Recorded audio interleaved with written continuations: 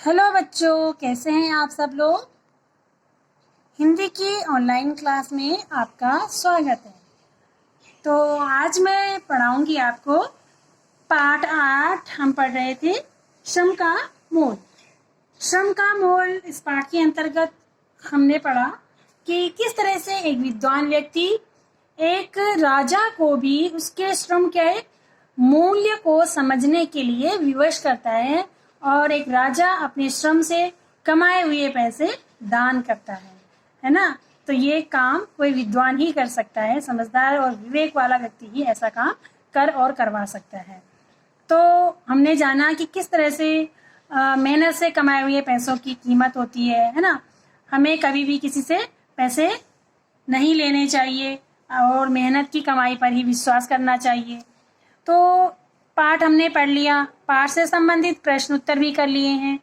आशा करती हूँ कि आप सभी बच्चों ने प्रश्न उत्तर नोट कर लिए होंगे। आज मैं कराऊंगी आपको भाषा बोध का कार्य, इसी पाठ से संबंधित भाषा बोध का कार्य। तो पेज नंबर 62 खोलिए आप अपनी किताब में, पेज नंबर 62। इसमें है भाषा बोध का पहला प्रश्न पढ़ती हूँ।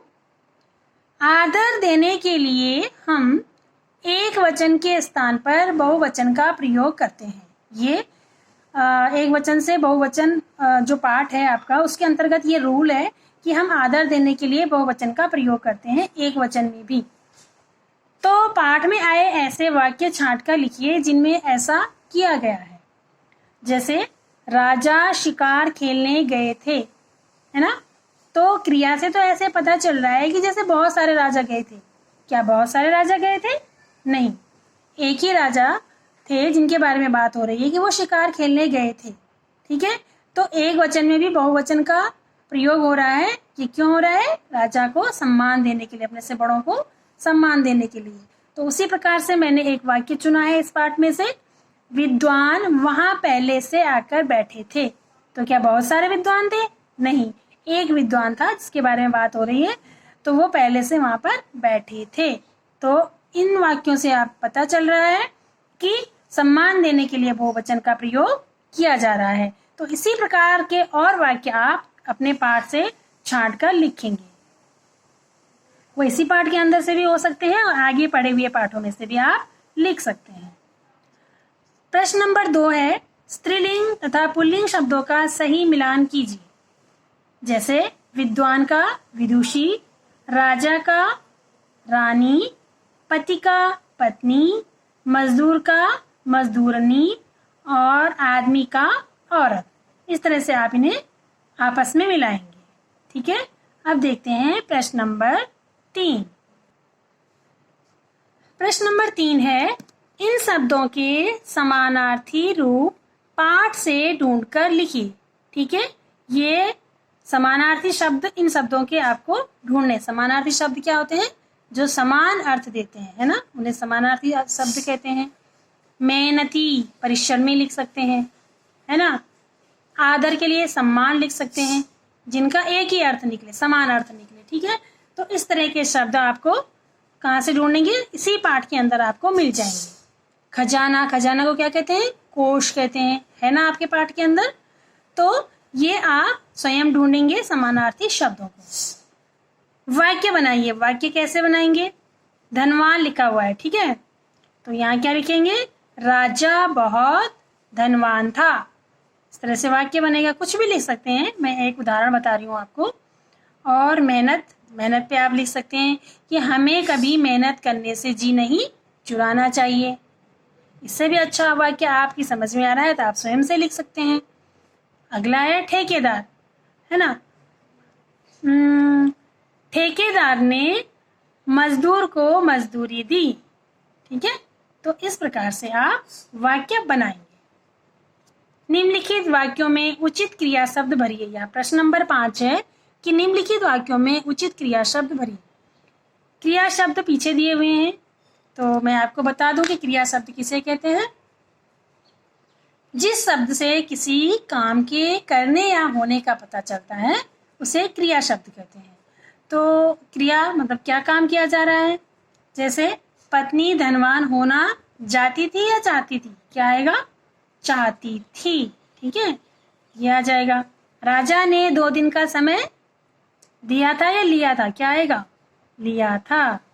क्या हमें भी काम मिल पाता है या सकता है? सकता है। सबका अपना अपना नसीब पड़ता है या होता है? होता है। राजा और रानी मेहनत खेलते थे, करते थे? करते थे। ठीक है, इस तरह से आप यहाँ निशान लगाएंगे और फिर उसको किताब में भरेंगे। अब है सुनना और बोलना। एक अनुच्छेद आपको दिया हुआ है, इसको पढ़ना है और इसमें से मैं कुछ प्रश्न आपको बनाकर दूंगी, उनके उत्तर आपको अपनी हिंदी की नोटबुक में लिखने हैं। तो चलिए अनुच्छेद पढ़ते हैं। एक परम प्रतापी राजा थे, उनका नाम था रंतिदेव।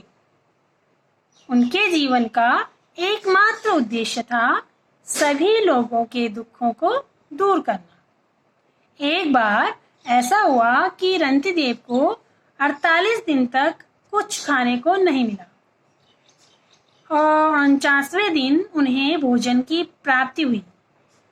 भोजन का थाल हाथ में लिए वे भोजन करने ही वाले थे कि एक व्यक्ति ने उनसे कहा कि वह बहुत भूखा है। राजा रंतिदेव ने तुरंत अपने हाथ में पकड़ा भोजन का थाल उसे दे दिया। उनकी दयालुता के कारण लोग आज भी उन्हें याद करते हैं। तो ये था बच्चों अनुच्छेद। इसमें से मैंने कुछ प्रश्न बनाए हैं, आप उनको अपने पास नोट कीजिए। मैं बोल रही हूँ, आप अपने पास नोट कीजिए। तो पहला प्रश्न है, राजा का क्या नाम था? राजा का क्या नाम था? प्रश्न नंबर 2 है, उनके जीवन का क्या उद्देश्य था? और प्रश्न नंबर 3, उन्हें भोजन की प्राप्ति कितने दिन बाद हुई? प्रश्न नंबर 4 है, राजा को लोग क्यों याद करते हैं? और प्रश्न नंबर 5 है, रंतिदेव को कितने दिन खाने को नहीं मिला?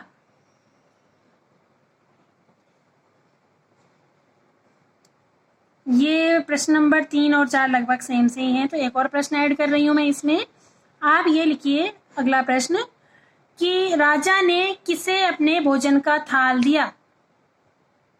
ठीक है, तो ये प्रश्न है और ये आपको इनके उत्तर इसी अनुच्छेद में से छांटने हैं और प्रश्न उत्तर ये आप करेंगे अपनी हिंदी की नोटबुक में। ठीक है, तो बच्चों ये आपका जो बुक वर्क है ये भी आपको जरूर करना है। बहुत से बच्चे हैं जो बुक वर्क अपना कंप्लीट नहीं कर रहे हैं, सभी बच्चों को अपना बुक वर्क भी कंप्लीट करना है। तो चलिए इसी के साथ यह पाठ यहीं पर समाप्त हुआ। धन्यवाद।